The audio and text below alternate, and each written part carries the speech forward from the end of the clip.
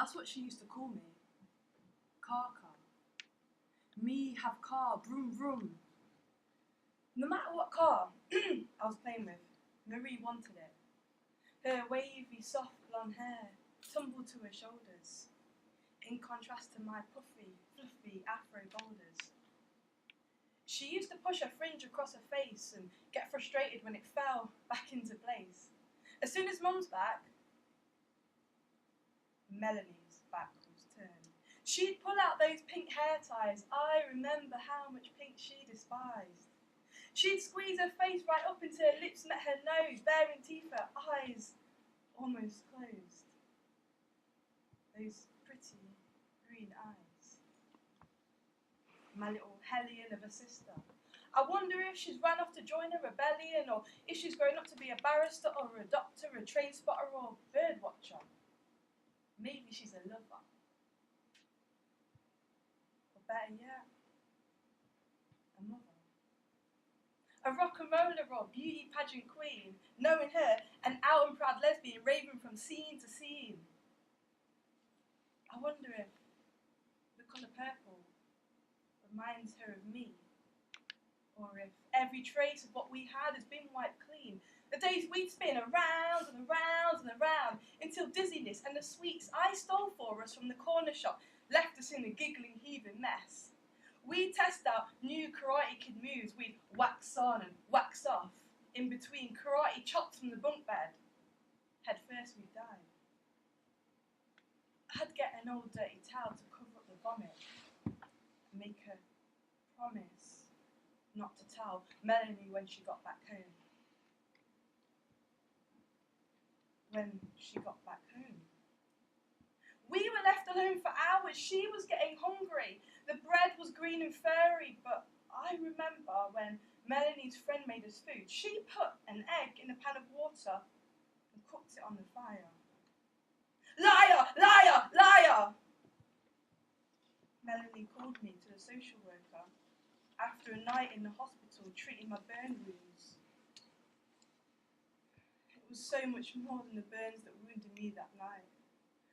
She cried and cried and cried. Her blonde hair, dark and sodden with tears, slipped to her forehead as we were taken that night. My little sister, Marie, and I.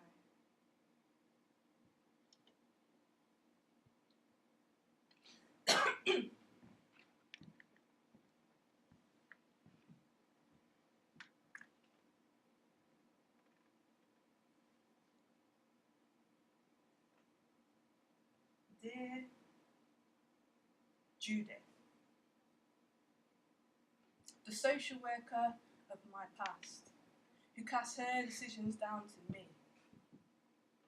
You made choices, and those choices made me. You placed me in a place where I was forced to face visions I still can't see. Yet my memory has this slip disc which slips and skips, twisting distorted images over and over and over. Me as the record, which you neatly placed on the misshaped cylinder, forced to audition for the part of the daughter, reconditioned that blood is not thicker than water. You renovated my psyche and taught me to trust this recreation of a cloned family home, so that when his needle pricked my being, I questioned the melody that screeched and screamed from speaker to speaker.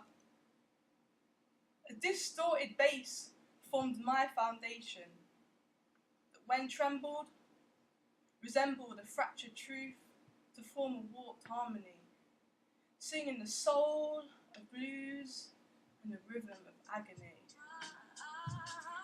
Swallowing my pain with its fingers,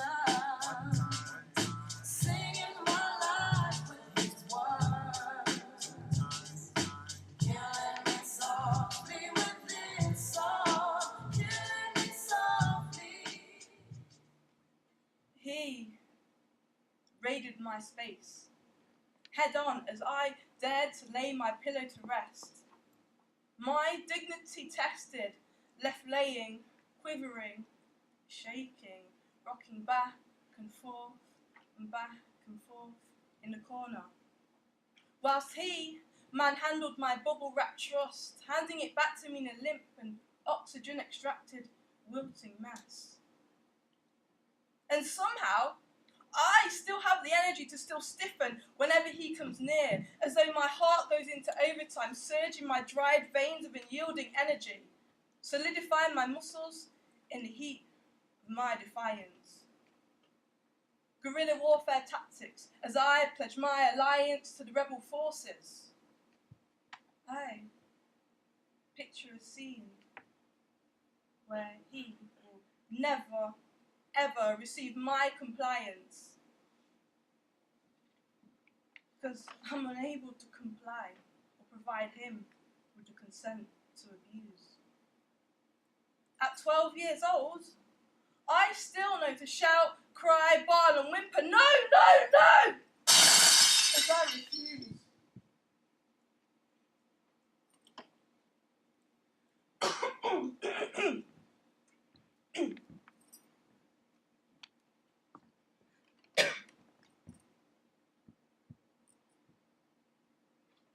Forever. Felt like a shortened sentence. A misspent penance.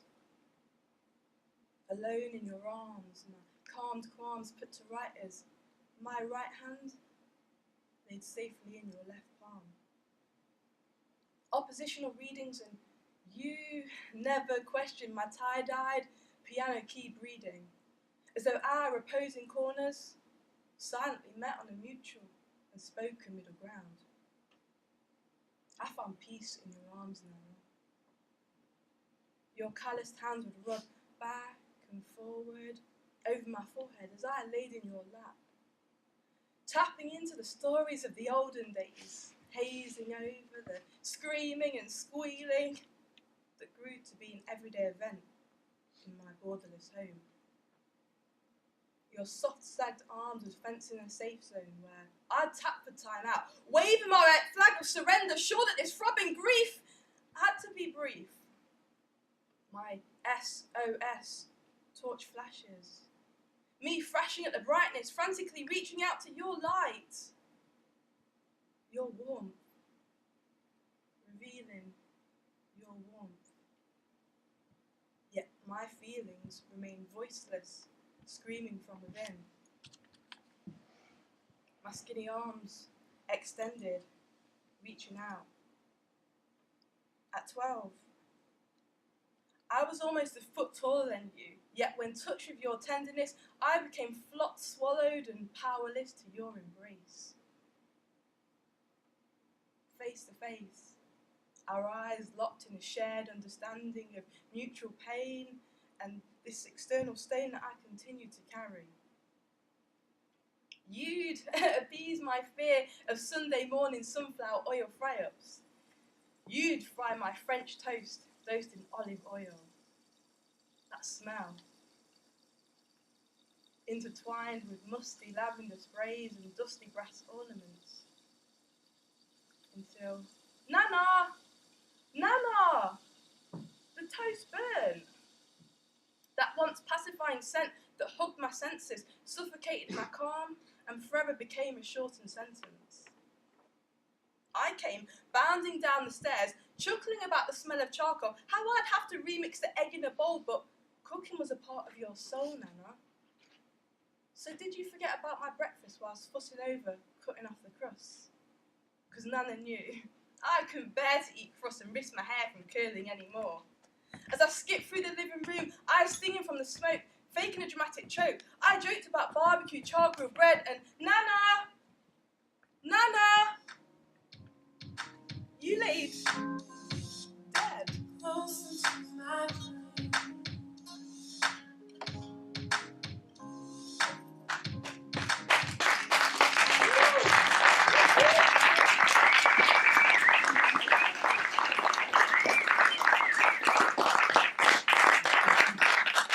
we had to mix it up a bit because that one was tough, yeah? Questions? B.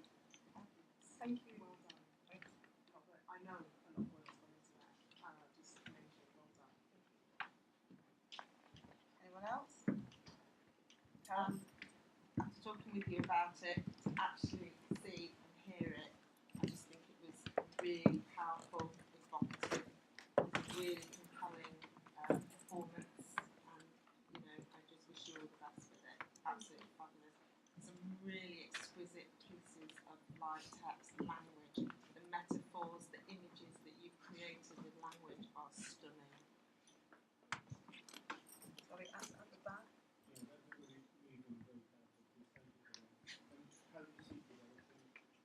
Well, at the moment it's 6 pieces of poetry that I've got, and they're all sort of like poetic journeys. And sort of I see it like developing like in one of two ways, either sort of developing into like a smaller scale thing like what you've seen, but with more pieces and developing the characters, or into sort of like a bigger piece, exploring. There's 5 characters in total, exploring sort of their stories and how they intermingle with Carly's story, which is the main character who I was just.